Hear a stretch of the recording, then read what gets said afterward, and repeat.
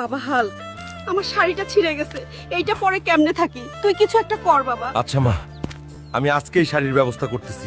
মায়ের শাড়ি ছিঁড়ে গেছে, এই বাড়িতে বাজার সদাই নাই। আজ আমাকে কাজ করে টাকা জোগাড় করতেই হবে, অভাব দূর করতেই হবে। এই যে ইঞ্জিনিয়ার সাহেব, আমি কাজ করতে চাই, আমার খুব কাজের দরকার। হাল্ক, তোমার অনেক বড় শরীর, তোমার জন্য একটা কাজ আছে, কিন্তু অনেক রিস্ক আছে কাজে। করতে পারবে তো? যত রিস্কের কাজই হোক আমি করব। আমার পরিবারের অভাব আমাকে দূর করতেই হবে, আমি পারবো। কি কাজ আমাকে বলেন।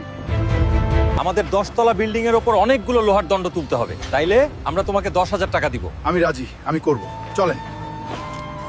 বন্ধুরা, তোমরা লাইক সাবস্ক্রাইব করে আমার শক্তি বাড়িয়ে দাও, যাতে আমি ঠিকভাবে কাজ শেষ করতে পারি। এই নাও হাল্ক, তোমার পরিশ্রমের টাকা। যাই, এখন বাড়ির জন্য বাজার আর মায়ের জন্য শাড়ি কিনি। আমার মায়ের জন্য একটা ভালো চাইতে শাড়ি দেন, তাড়াতাড়ি যাই।